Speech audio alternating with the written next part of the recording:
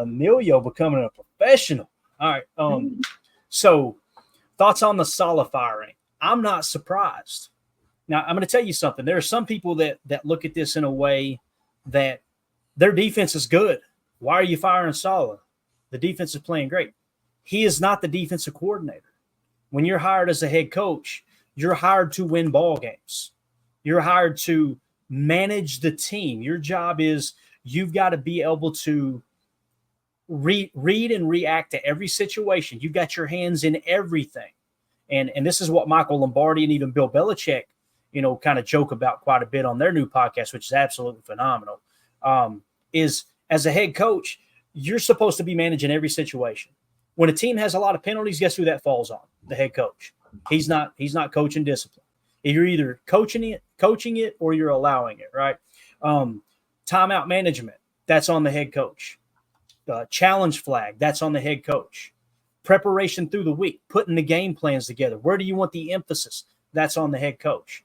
And people, they like to draw this conclusion that, well, Aaron Rodgers got Robert Saleh fired. Robert Saleh won't say that. Aaron Rodgers sounded like he was emotional early on the Pat McAfee show because he talked about how close he got to Robert Saleh's family. According to Aaron Rodgers, he was in the training room when he found out Robert Saleh got fired, right? So listen, is he lying? I don't know. I'm not God. I can't come on here and go, yep. Hold on a minute. Let me trigger it up here. Yes, he was being dishonest. It's amazing how many people can do that, to be honest with you. But anyway, what I'm getting to is Robert Saleh is not a good head coach. That's the reality. Starting early too, right? Creating the right game plans and having the right coaches and everybody in place to be able to succeed early. Do you know that even before Aaron Rodgers got there, Robert Saleh was the coach there. What was it, 2, maybe 3 years? Am I thinking right, Emilio? Yeah, 2, at least 2 years. So. Right? I think it was two. Since he took over the New York Jets, you do realize that in the first half of games throughout his entire tenure at the New York Jets, he's been outscored in the first half by over 200 points. That's bad coaching. That's bad head coaching. So now you asked me my opinion. I've always been of the opinion I do not like defensive head coaches. I just don't. Yeah. I don't think they're fit for it. Most defensive coaches are emotional and very fiery. When you look at the greatest coaches in the history of the game, there's a handful of them like Bill Cowher that was very fiery, but for the most part, watch Belichick on the sideline. Go back and watch that NFL films literally on the 1 yard line when they picked Russell Wilson off. Belichick, they said all of his coaches were yelling in his ear in the headset going, Bill, you want a timeout? You want a timeout here, Bill? Bill, you want a timeout? And he went, no, I got it. Just calm as can be. Because he could see them scrambling on the other sideline like, no, we're not going to bail them out. Let's let them work through this. Yep. Interception, right? So I'm of the opinion, Mike McCarthy, right? One of those coaches that was very much, what was his quality control coach? Someone who had his hands in everything and kind of seen the inner workings, offensive mind. Matt LaFleur, what makes him a great head coach, in my opinion? Offensive-minded coach, right? The name of the game is to score points. And if you go out there and you build a team around a head coach who's going to be geared towards defense and not offense, then you're going to get that result. You're going to have a lot of low-scoring offenses. Now, Belichick's the exception because he's coached on every side of the ball for the last, what seems like 120 years he's been in the league.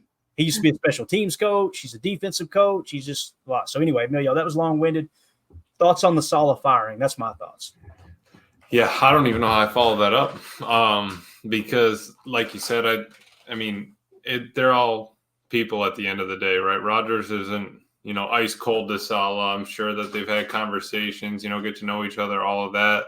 But, it comes down to, what was Lombardi saying that, he kind of just, he's on the sideline. He just stares. He just stares and stares off in that direction. And what's he doing? He's just, keeping morale. What is it that, I know he's got a play sheet now and all that. So, if the players don't respect you, if you're not moving the team forward on both sides of the ball, you have a lot to deal with when you're a head coach. You're the one that has to go in and Matt, we have an interview for Matt every day that's possible, right? We don't get interviews with Steno and Halfley all the time. Right. So you're the face of that team. and you have to take the criticism. You got to take the heat, and then once in a while you'll get the blessing and the love, but not enough in Salah's career there, and he had to go. I love it. Prince in the chat says Nathaniel Hackett should not be answering his phone. Put that thing on silent. And I like what Chewy said. 1999 Green Bay Packers, Ray Rhodes. Ray Rhodes was one hell of a coach, not a good head coach. Right. Couldn't do it, And what were they saying? Or I think it was Bucky and DJ. They were saying kind of like, you might as well do it now if you think that there's still a chance for they're playing for first in the AFC East this week. Right. Exactly. They're playing the Bills for first in the AFC East. If you think that you can get this thing, back on the tracks or keep it on there, give it more fuel to keep it moving sort of thing, then you got to make that decision quick. And, you still have 10 games to go. You can make a push. There's a lot of options. And playing for first in the division is the first one. And listen, that's my opinion. And it may sound like I'm very animated about it. I feel very strongly about it. It doesn't mean I'm right, guys. That's just my opinion. I could be completely wrong. I kind of combed through the history of the game, and that's the big things that stick out to me. Carly, you got a take on that as far as the Robert Saleh firing? No, I just feel. Did they pick who's the head coach now? Who's the new guy? They refer to him as Brick. It's Ulbrich is his name. Yeah, he actually played in the league with Aaron Rodgers. He was a defensive player. So he's going to take over as the head coach. They darn sure wasn't going to give it to Nathaniel Hackett with the way that offense is struggling right now. It sounds like they're reading between the lines, and I'll give it back to you. I apologize. But one of the things that popped up today from Adam Schefter is there's rumors that Nathaniel Hackett is no longer going to be calling the plays. So really? There's a little bit of muddy water there. He just, like I said, he was kind of piecing two different things together, and they named the coach that might be calling the plays now, which I know some people are going to be surprised because they think Aaron Rodgers calls his own plays, and that's just not the case. But go ahead, Crow. No, all I was going to say was, Lord help him.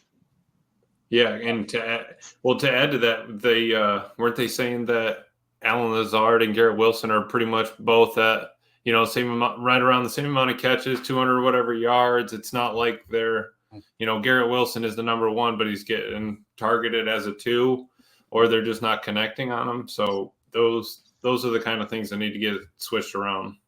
Yeah, definitely.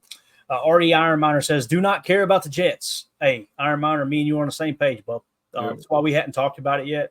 And a Patreon listener asked about it, so we're going to honor that because, like I said, that's the whole point of having the questions for the show in there. But I feel you there, bro. I feel you. It doesn't bother me talking about it. It's just I would rather be diving into something Packers. But it's definitely a talking point amongst Packerland right now. So, all right, Anthony, I ain't going to try to say the last name. I might get banned on YouTube. Anthony in the chat said supposedly Saleh was going to fire Hackett. Rodgers probably heard about it and said, F that, Saleh got to go. So there's many people that think Rodgers was the one who had, Saleh fired. And it could be the case. It could be. I just don't have any evidence, and I don't think anybody else does either. It's just, I don't know. It is kind of wild, though, how people just absolutely despise Rodgers. I personally don't get it. I don't understand it. Now, it seems like the decline is here. First couple weeks of the season before he started getting banged up, and he got banged up early this year. Yeah, man. But he had some zip on that ball. I thought, boy, I about said 12. 8 still got it. He still got that arm, right? And Greg Cosell broke it down one week. He was like, this man can still spin that football. But I don't know, man. That's a tough situation. It's going to be hard to go over in the Jets and turn that thing around. So Anyway, thank you to the Patreon group. And again, scan that QR code in the upper right if you want to join our Patreon community. We appreciate all y'all in there. It's a really, really fun crew for sure. Let's shift gears to Tucker Kraft talk. Get back on the Packers talk. Already Iron Miner said he going to come in here and slap the taste out of my mouth if we keep talking Jets. So Jacob Morley also tweeted out, Tucker Kraft is the first Green Bay tight end with 35-plus receptions, 475-plus receiving yards over a 10-game span since Jermichael Finley, 2012 through 2013. Emilio, were you a Packer fan when Finley was in Green Bay? Yes. Yeah, definitely. I was so excited about Jermichael Finley, man. Mm-hmm. It sucks that he got hurt, but he obviously never lived up to the hype. But, man, he was a dynamic player for sure. So Tucker Kraft is really starting to turn the corner here. Again, 475-plus receiving yards off 35 receptions. over a 10-game span since you're Michael Finley. That's really cool stuff. And I think that's, I know that we were just talking about Rodgers, but, that was something that everybody was always asking for him to have a tight end that has skill on the inside that, you can flex and stuff. I think that us having it is 100% a blessing, especially in the way the Matt LaFleur runs his offense. It's not just I formation and, run the seam route for the tight end. We're moving him around. He's, blocking, chipping, running routes. I mean, at some point, we're going to see, I bet, that kind of shovel pass underneath to him, like Andy Reid likes to run. Maybe I could see Matt trying to do like a trap with him. I could see him trying to do like a 41 trap and Tucker just comes in off the motion or something crazy like that. So him being like a multi-tool is huge for the offense. The day that they shift Tucker Kraft into the backfield and give him the ball is the day that I do break this ceiling fan and my head goes in. I'm telling you, because I will be pony package. Oh my God, pony package with Tucker, and then flex. Motion Jacobs out so that the defense kind of gets comfortable. All right, we got to cover Jacobs. Right. He's probably just staying in the block, and then they hand the ball to big 8-5. Oh, maybe a load read option. Tucker takes the dive, and then we run a little sprint out with Jacobs, pitch it to him. You've been running this on Madden, ain't you? I see what's going on. Been playing a lot of college football. Exactly. So that's your Tucker Kraft talk. I thought that was really cool. And again, Jacob Morley is on fire, man. That dude is on a heater. Make sure you go give him a follow on Twitter. He's a fun follow. One of those dudes that's covering what's actually happening on the field and coming with a positive approach. It's just a lot of fun when you get linked up with people like that. So let's get to the good stuff, the juicy stuff, the pass rush. Seems like every day we got a segment. We went from all the kicker talk. Now we've shifted to pass rush as kind of the big topic this year.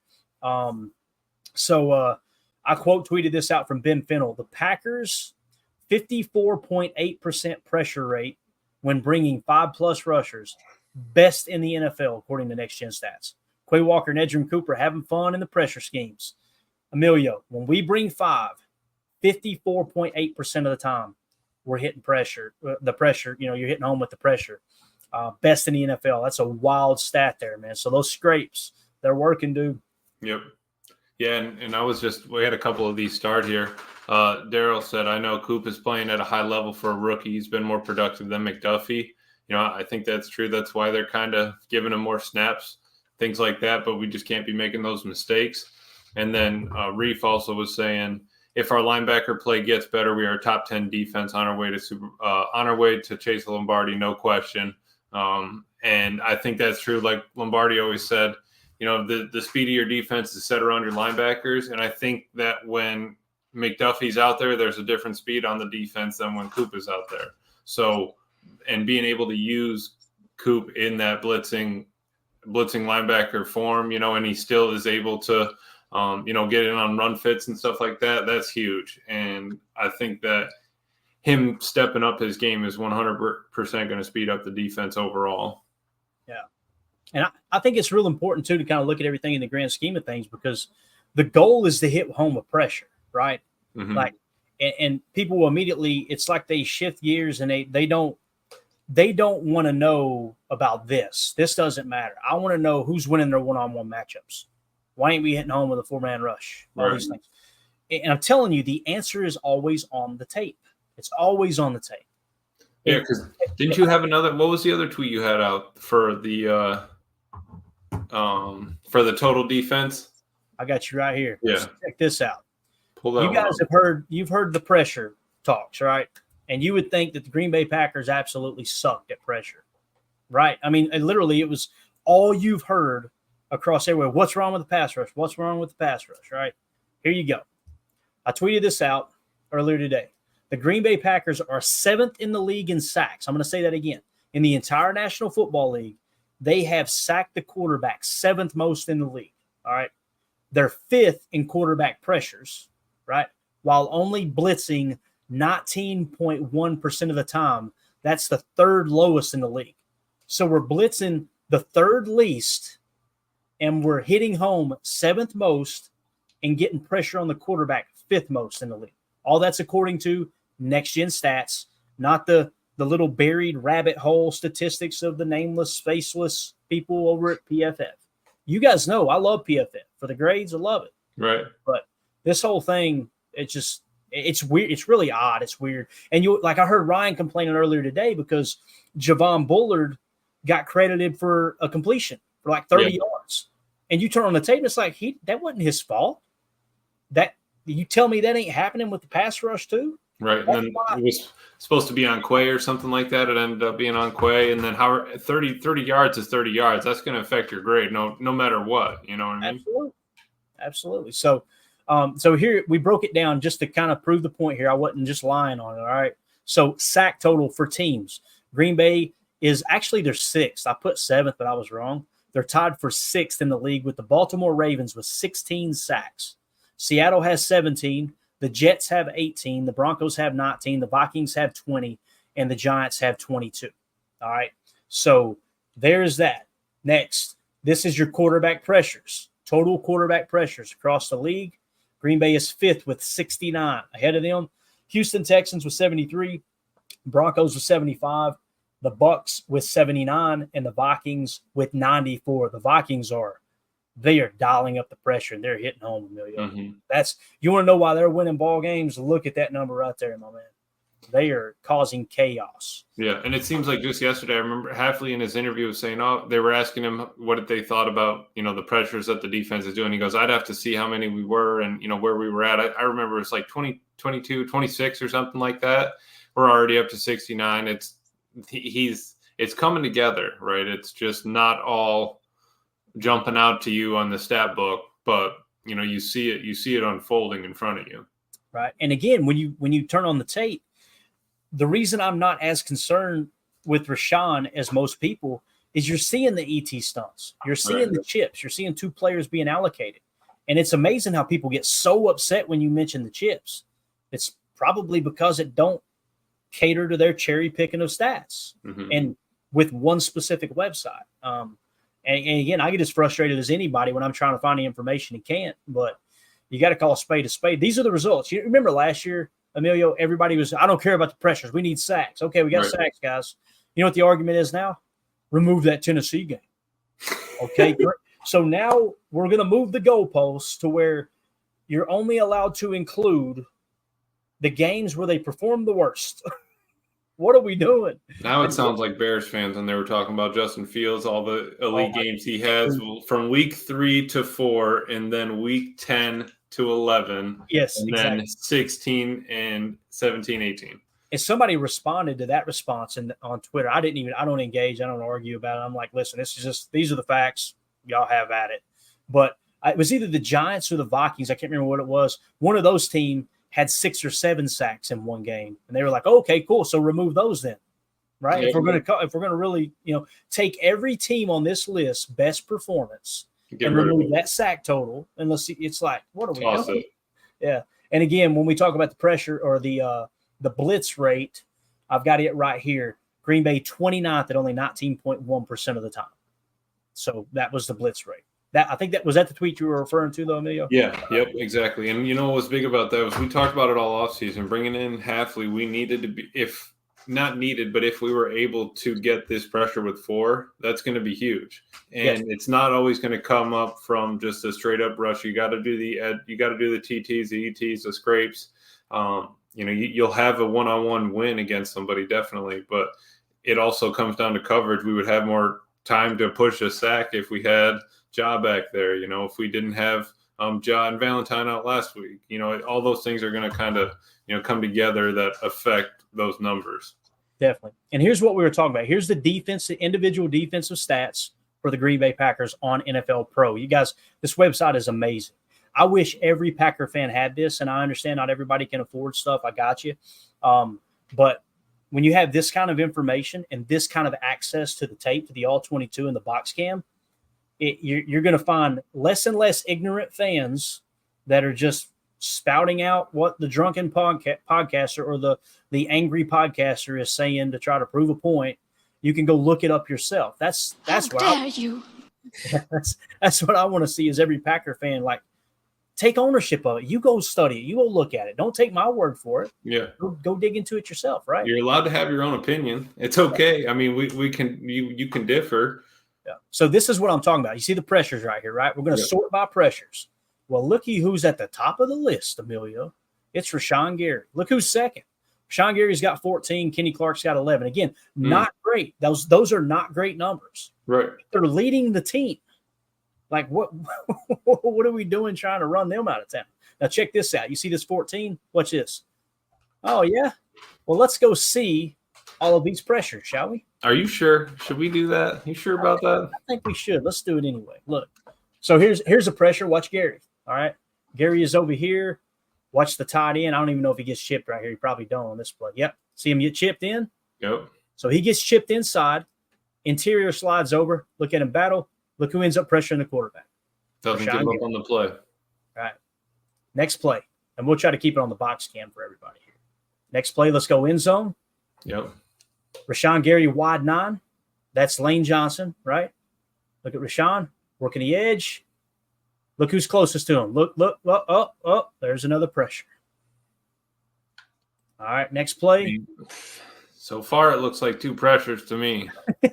All right, here is him getting sacked for -6 yards. There's where he beat Lane Johnson. Yep. That needs to go on the board. Sorry, Lane. Sorry, Lane. Sorry about it. All right. Next play. And now we're into the Colts game, right? Yep. All right. So this is, you see Rashawn Gary out here, wide 9 left. In the edge. Look who's there. Who was closest to him. And again, that's that GPS tracking we're talking about. Look who is right on top of our boy. Got an arm on him, actually. Right? Force the incompletion. And it's the same thing that you're pulling up in those tweets where we're watching the plays and the deep balls and the little dots running around and stuff like that. They're using all of that to track him. It's not like they don't know his exact position. Right. Exactly. So Jalen Hurts where's it at? The only thing about NFL Pro is sometimes it gets hung up when you try to go rapid fire like this rather than just let it auto play. But so let's see. We had the Jalen Hurts. We were already into the Colts game. Yeah. Yeah. So this is the play we're trying to get to go. See if it'll play now. Will it? No. It's caught on fire over there. Yeah. I think it's burning up. That's the computer's smoking right now. Yeah. Oh, definitely. I wanted to show this one too because this is the LVN sack, and it's the one that you were talking about where LVN comes to the sideline in Nashville and says, "Hey, man, that was all you. That was all you, Gary." Exactly. Right, let's see if we can go back. It may reset now. Yeah, I think we got it now. So here you go. Let's go end zone cam. So where's Gary? Wide 9 left. They got a tight end over him. Might not chip. Let's see, though. Look at Gary. Look at that. Beat him like a drum. Got a hand on the quarterback. Yep. Evades. That's one LVN. That's a pressure for Gary, a sack for LVN. Right? Moving on to the next one. Let's see what happens on this play. So far, do we agree? They're yeah, 100%, right? All I've seen is pressures. All right, so here you go. You got a wide 9 with the overload. All right. Him and LVN next to each other. Look at Gary going outside. All over him. Yep. Right. Wasn't the one who that one, if out of anything, that one could be maybe not a pressure because he was the third one to it. Right. The other guy already got it. Yeah. There were some people I remember being angry about that too. Like, how come he doesn't get a half sack too? Because he wasn't down. Gary hit him. But you can't give a half sack to 6 people. You know what I mean? That's it. You really can't. So I'm with you. That one might be a little iffy. So here we are again. Looks like Gary's out here in the wide 9 again. But I like that overload. We got 3 to the right. Stack it over. Gary's all by himself. Let's see what happens here. Look, chip. See it, chip. And that doesn't matter though, Emilio. No, I'm sick of hearing about the chips. Okay. Bang, bang, beats them both. Little rip move, meet at the quarterback. That's a big lick too. So and at the same time, they're running a scrape play for Coop, and Rashawn's just working through a double team, not a double team, a chip and rush. Right. Here's the overload again, wide 9. Gary working the edge. Oh my God! Did you see that little dip? What's the dip move? So he's gonna engage. Little whoop. That guy didn't even get a chance to rear naked him. He didn't know that he could run that play. Look at Will Levis, bro. He panics. He looks up and sees 52. Watch him. He goes, "Oh, bad idea." Another pressure. So let's see here. We got to be getting close to the end, right? There's a lot of pressures here. I'm just saying.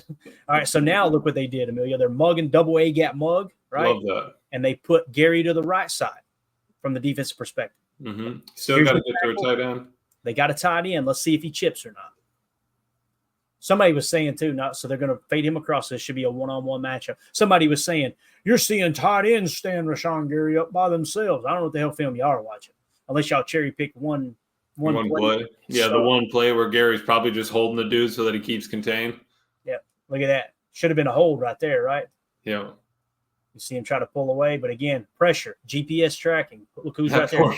That poor, what's that, 64? That poor guy is having a bad day. Imagine if Quay Walker isn't in on this play. Gary gets that sack. Yep. Right. But yeah, let's watch 64 again. I think it's Quay gives him a little hip check here. I like it. Yeah, I like that. Quay said hips don't lie. Watch Quay hip check here. Boop. Oh, He gave him a little boop. That one's not going to look good on film. People on the pod are like, this is boring, Clayton. I'm just saying, man. I want to give the evidence because I'm tired of people. You can come watch it. YouTube.com/Packers Total Access. Every time they talk as if like this is just fake information, I want to play that meme of welcome to the land of make believe. All right, here he is, wide 9 out here. It looks like so he's on the right side again. Tackle, dip and rip. Seen the pressure. Force Sam Darnold to stand up. And watch what happens to the ball. Almost intercepted because the pressure pick, coverage sack. You see it almost got picked there. That was Gary rushing that play. And we only got 3 more. We got this, Emilio. Oh yeah, definitely. Gotta get a little pressure on Matt Stafford. Let's see it. All right, Gary wide 9 left this time. All right. Let's see if he gets actual pressure here. If Next Gen Stats is just trying to cater to old Clayton. Look at that. Oh, great arm. You see it? So again, throwing the tackle back into the quarterback. Yep. And you see how close he is to the quarterback. That's a pressure. Some people would say that ain't a pressure. Okay. All right. Nobody else hit there. So, I mean, the tackle was in his feet or, in the quarterback's bubble, 100%. Yeah. Trying to see if we got so we don't have the end zone cam here. That's all right. Gary is on the right side again. Him and LVN on the same side. Let's see what we got here. Inside. Look at that. He runs an ET stunt on this play and he still gets a pressure. Check it out. So he's going to engage with the right tackle, take him into the right guard, into the left tackle, into the left guard, and free it up for LVN to loop around. That's called an ET stunt. Gary is sacrificing himself on this play to occupy a double team so LVN can loop off free. All right, and let's see how it ends. See if he still gets pressure. Right there. See him. He's right on the quarterback again. Right at his feet where he ends up landing. Yep. All right, last one. And he assisted in the pre-pressure or the force of the step up. Yep. So again, don't take my word for it. Go do your own research. That's the type of stuff that's out there. The tools that we've got at our exposure or disposal, I should say. And don't listen to people who are just making up stuff. I don't know why they've got this vendetta against Gary. Again, everybody understands Gary isn't playing up to that contract, right? Mm-hmm. When you get paid $23-24 million a year, you should be top 5 in sacks, right? And a minimum top 5 in pressures. He is not. But to pretend like he only has 6 pressures is just silly. Yeah. Like he's got over twice that. Again, not great numbers, but way better than the 6 that I'm seeing people throw around on the old Twitterverse. So, Coach Lynn said, "What website is this where you can pull up the clips of what you have to watch?" I think is what he's trying to say. This is NFL Pro, Coach. Yes, it does require a subscription. I'm telling you, I don't even know what it is. I didn't check It's through the NFL Plus subscription. You just got to go to the different part of their website. It's like you can go to NFL.com and then it's like the Pro and Next Gen Stats, I think, are near each other. And the Pro is where you can watch the film, and the Next Gen Stats where they pull out all those different numbers and the QB target mapping and stuff like that. And NFL Pro, if this is correct here, I just looked it up, it's $14.99 a month. You understand, on a Friday night, that's 2 beers for old Clayton here. I don't even need those beers either. You know what I'm saying? $15 a month, you can have access. Or honestly, probably now that the year started, they're probably doing a year deal where you can get the rest of the year for like, I don't know, $60, $70, something like that. Yeah, you bet, Coach. Thank you, buddy. Greg Rice says, Gary is not the problem. The rest of the rushers need to step up. when he is double teamed. Amen. Amen. And they know that, right? And you watch Kenny, and that's what I was saying a couple weeks ago. People were going, all right, we're playing Sam Darnold this week. We don't have to worry about contain. We should pin our ears back. I agreed on that, but you can tell the game plan when you turn on the tape. They were run stunt. They were working side to side, basically stunting in the middle, because what that does is when you hand the ball to the running back, he sees the gap. He thinks that player's there. He's occupied. Let's hit the gap. All of a sudden, a big defensive tackle stunts over and takes that gap away. There's such a thing as run stunning. That there was some of that going on. You could also tell that they were very aware against Sam Darnold of where they wanted to be. Many people don't know this. Depending on how deep a level the coaching staff is taking it, and high school is not near as deep as this. College isn't near as deep as this. High school darn sure isn't. But sometimes you'll try to marry up, especially on third down calls. You'll have your third down call sheet as a defensive coordinator. You'll try to marry up a coverage, pass rush, where where the weak spots of the coverage are. You Right. want two hands in that throwing lane. It's not just pin your ears and go get the quarterback. It's work your way to the quarterback and be aware this is your throwing lane. Make sure you take that throwing lane away on your way to the quarterback, because that's going to be completely shadowed by the soft spot of that defense. That stuff comes into play. So when LaFleur talks about some of it is scheme and sacrificing in scheme, he's not just talking about hitting the old right back bumper button on Madden and just containing. All right. And that's the problem we got, Amelia. I'm telling you, people play too much Madden. I was talking to a guy earlier today off Discord. Super nice dude. He was helping me with some modding stuff on the PC. Really cool guy. And he was talking about playing ball, and now he's coaching a little bit in college. And he was like, man, what most fans don't understand is when you're on the field, you can't see anything. Mm-hmm. You got that helmet on, the face mask, you're zeroed in on your assignment. We're all watching it from the TV cam and the all-22. Like, how come he didn't see that? Oh, right. I don't know. He had a 320-pound guard pulling on him. He's got a face mask, and I don't know what, 8 extra pounds of pads and helmet on. Like, how can you see the peripherals? Like, you got a visor on, you get glare. I mean, there's a bunch of different stuff to it. That helmet's not light. That was the worst thing. First start of 2-a-days, you put that thing on and you're running for 3 hours a day. That it gets heavy. Yeah, but that's the other thing too, Coach Lynn. Like, people pretend like Sam Darnold is 73 years old and he can't scramble. Sam Darnold can move. We've seen it. Mm-hmm. He escaped out of the pocket and got that crucial third down on one play there. Right. And if they're not happy about how the D's been playing quarterbacks, they're not going to be happy this week either. Kyler's probably one of the fastest quarterbacks in the league and can still throw it on the move. That our plan is probably going to be very similar to Philly, Tennessee, all these that have mobile quarterbacks. Anthony Richardson too. Yeah. 2-0 for this is the best at this, man. Sam isn't that darn old. See what he did there, Darnold? I love it, dude. Nice. You're the man, 2-0 for this. We're going to send you a gift. We're going to send you a PTA mug with Jacob's face on. All right, I'll throw it in. There you go. You're welcome. All right, last thing real quick. We were going to dive into a little Evan Williams film, but we don't have time. But I do want to play this that was on Twitter, and we might watch one or two if we have a chance here, but we're kind of up against the gun. This was him in the locker room. My man got some FBI, Emilio. This dude's sharp as a tack. So Matt Schneidman tweeted it out and said, rookie fourth-round safety Evan Williams played his biggest role yet today and made a couple big plays, including the game-winning PBU. Ryan was talking about on his pod, we might have the best safety tandem in the league when it comes to Evan Williams and Xavier McKinney. I think Evan Williams, when you limit some of the snaps, he jumps up to somewhere like 10th or 11th. Last I seen, he was 13th. That might have changed because as PFF grades come in, sometimes they fluctuate a little bit. Right. Xavier McKinney was second, I think, in the league. And if I remember correctly, Ryan called him out. It was like 8th and 16th, I think, was the closest tandem. But here's Evan Williams, rookie safety out of Oregon, just talking a little ball in the locker room. Honestly, run that quite a few times. I think I got a 4th down stop on it in the red zone. It's just a little follow route where tight ends at 3, they motion 1 down and just array. Tight end at 3, they motion 1 down. I love it. It's, the post player out of it, and the tight end will run a little stutter and, try to cross my face. A little shake. And I'll man on them both times. So, yeah, I just kind of had a good feel for the route at the, end of the game. They'd run it so many times. I didn't I didn't think he was gonna, try to break out and try to make a long throw. So I was kind of just sitting on it. He broke back in, able to get my hand in there, celebrate with the crowd. Honestly, run. Oh, dude got an infectious smile too, man. That guy just looks like he would be a joy to be around. Yeah, you know what I mean? Well grounded. Seemed like a really good dude. What do you think of Evan Williams, man? I want to see him start alongside Xavier McKinney till we have a reason for him not to. Do you agree with that, or do you think we should stick with Bull? How do you feel?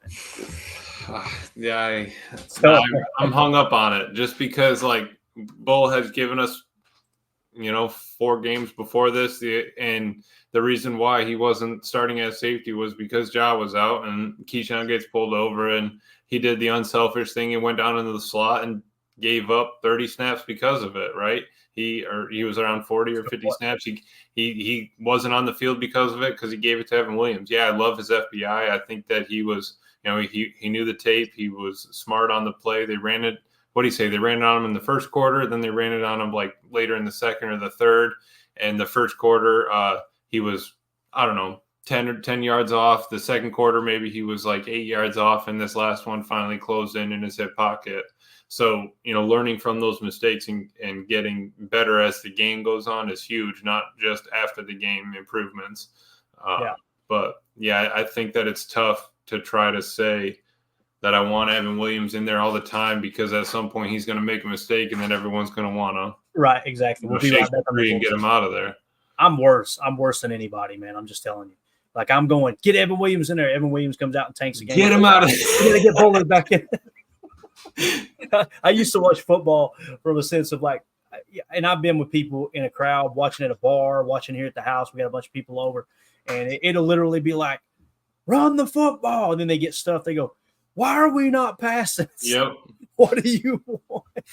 You don't even know what the hell's. You don't know what set they're in. You don't know whether it's man or zone. You have drank so much Jack Daniels tonight. You don't know what's coming or going. But you think they should not run the ball on that situation. Just wild. But when you look at passer rating when targeted, this is according to Next Gen Stats. Xavier McKinney, 0. TJ Slayton, 0, too. How about that? Look at that. He has dropped into coverage a few times, I believe. Actually, it's showing he didn't get targeted, but he has dropped into coverage. Kobe Wooden, same thing. So outside of Xavier McKinney being a 0, guess who's next? Evan Williams, 49.3. 49.3. So if we were to go look at his plays here, and we don't have time to get it on, let's look at his targets real quick. You want to? Yeah. Oh, definitely. Just and Coach said here, he's like X. He sees things before they happen. I think that's very true. And I think that's something that, X is also kind of teaching out to the, to Bullard as well, the other young safety. I'm kind of excited for Home Depot to get out there too, see what he can do. Yeah. So the first play we're going to show is all the way back at the Colts game, right? And you got Evan Williams right here. He's playing deep shell safety, right? And if I remember correctly, he's in man coverage. I watch too much football. I think they run a wheel route here. If they do, that's embarrassing because I don't know why that's – I can't remember what I ate for dinner last night, but I remember this was a wheel route. Let's see if I'm right. Because I remember thinking, Evan, this was what we were just talking about. Yeah, see, he gets washed way too early. There's the wheel. Yeah, right along the sideline, 30 yards. Okay, so bad rep there, no doubt. Yeah, and he chased the dude instead of catching him, kind of. Yeah, and what Emilio was talking about, there's a technique called catch man, right? Catch the man into coverage rather than attack, start, stop, have to go back, right? Changing momentum. So here's Evan Williams on this play. I'm trying to see where he's at. Is he right here? Maybe this is that 3 deep safety look. Yes. They show. So, yeah, here's Evan Williams, deep sideline left from the defense's perspective. And they're going to try to take a shot over there. Evan makes a play on the ball. Bang. Right? Incomplete. Kind of hard to see. Yeah, and maybe and on that one, maybe he was baiting the quarterback. Obviously we know he can get tighter coverage than that. So maybe he's just kind of baiting him into throwing that deep ball with 20 seconds left. Could be. All right, let's see. Let's get to the Sam Darnold one here if I can get the trigger up. Yeah, here we go. All right, so let's locate him. Is this him right here? Yep. Playing a little spur. So he's probably man coverage on the 3, I would imagine, right? Yep. That's what it looks like. Yep. Man on 3. And that's the same. I think that's the same kind of route that they were running later in the game. So that's where he's 11 yards off the ball, right? Then the second time they run this play, he gets about 8 yards off, 3 when he catches it, sort of thing. This might be a little matchy here too, though, when you look at it. because he kind of passes it off to Quay and then picks back up. Maybe he's just reading the quarterback side. You see what I'm saying? He almost passes it off I see to what Quay. you're saying. Yep. Yep. Then he comes back, makes a play on the ball, bang. This is what Coach Lynn was talking about, man. Just he can read, recognize. He has a feel. You feel it. You're not going to see everything. Sometimes you got to, like how quarterbacks anticipate throwing it before they break. You got to anticipate the ball coming. Yeah. Here's another target here, short middle. This falls incomplete. I think this is Evan right here, I believe, playing that deep shell. Not very deep, though, being in the red zone, obviously. He's closer to the box than anything. So he's in man coverage on the Y.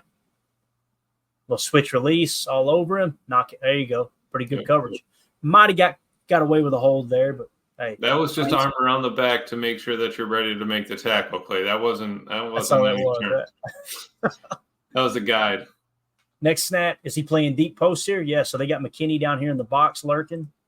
I'm pretty sure, yeah, there's Evan Williams deep. This is a Rams game, so he's playing single high here. Let's see what we got. Because it looks like McKinney's in man coverage. All right, there goes the blitz. McKinney deep post. Look at him. Making a play on the ball. Yep.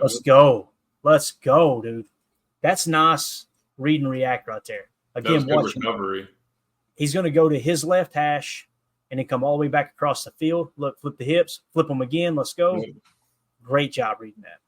So there you go. We're out of time. We ain't going to show them all. I just thought it'd be cool to dive in. Again, if you guys can afford it, go get NFL Pro. It's well worth it. It's absolutely awesome. So I know you got a couple starred in here. Let's hit them real quick. We'll get out. Reef, another about this Packers team, they have fight.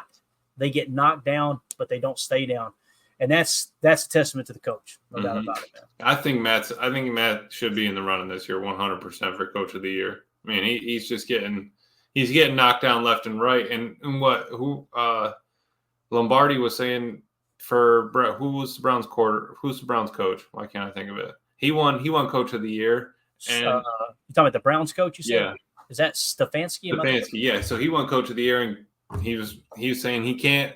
They're all a mess over there. They don't know what to do about the quarterback. You can't go in there and say Deshaun's the starting quarterback. He's what he did, right? Yeah, right. He's our best chance to win, and you're putting that out on the field. So I think that it's Matt does a lot more and has done a lot more with less previously, and making this team better. Each year moving forward.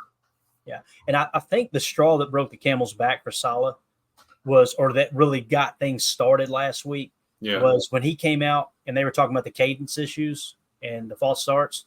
And he said, yeah, we just need to make it a little easier on the guys. And it's like, what head coach says that? Yeah. It's a false start. So you're not going to use the Aaron Rodgers hard count that he dominated with all those years in Green Bay. And, of course, Aaron came out and was like, yeah, or we could just hold the players accountable. I mean, like, I want the latter. I could be in the minority there. I don't want a coach that goes, we need to make this easier on these guys. Right. That can't be the voice. It just can't. So, Reef in the chat said pressure from Cooper that last play too. Yeah, on one of those that we were showing. Cooper, I want to see more Cooper, no doubt. 2-0 for this. Evan Williams looks like the defensive version of Watson. I don't know if he's talking about looks-wise or maybe play style. I think he was talking about. I kind of see it looks wise. Yeah, right? Well, fair, that's true. But I think he was just kind of saying, smart player, intelligent, and will do anything to help the team. And Evan's been quiet. Bull got the start. He's happy with it.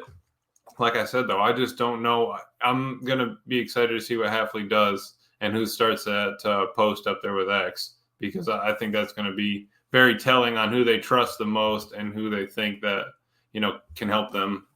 I mean, against Kyler Murray and Marvin Harrison, we got a matchup coming up. Yeah, it's gonna be fun, dude. At Lambeau, what time's that? And Max Melton too, right? Playing Bo's brother. Oh, I didn't even think about that. Look at you, man. Got the storylines galore. Yeah, Cardinals is going to be a 12 noon kickoff on Fox at Lambeau. Let's go, man. Let's go. It's going to be awesome. So, All right. Anything else, Emilio? No, I don't think so. 2-0 for this says Emilio overanalyzing. I meant looks wise, but also what Emilio said. well, never mind. I tried. Hey, you did good, man. You did good. No, I'm nothing, man. I'm ready for this weekend's game. Ready to break down a little Cardinals film and see what's going on there. we'll do that, man. Now that we got NFL Pro really humming, tomorrow we'll start to dive into the Cardinals a little bit. We might show a clip or two, explosive plays, things like that. I like to really key in on the running game. Where are they getting their 10-yard gashers at, their explosives on the ground, and then maybe a few big plays too, kind of get zeroed in on what it is they're doing well. And obviously we'll hit on some of the losses they have as far as their injuries, things like that. So, right. Emilio, I know we went late, man. I appreciate your time. It's a lot of fun, dude. Always, man. Appreciate it. Yeah, for those of you listening on the pod, thank you for making us a part of your day. We will see y'all tomorrow, 7 p.m. Central Time, to start to break down the preview for the Cardinals game. As always, let's go out and be the change we want to see in the world, and go Pack Go. There's a possum in a dumpster.